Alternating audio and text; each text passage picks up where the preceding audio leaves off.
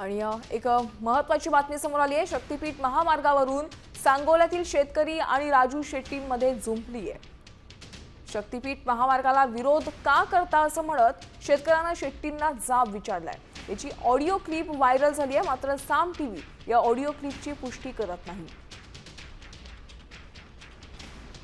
साहेब, शक्तीपीठ समर्थनात आम्ही उपोषणला बसलोय म्हणलं इथं.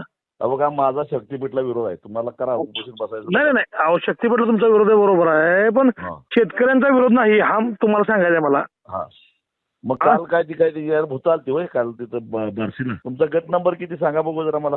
घ्या की 298 कमलापूर 298 घ्या की. हा ठीक आहे, चेक करून बघतो मी. पैसे किती घेतले देवेंद्र फडणवीस कडनं?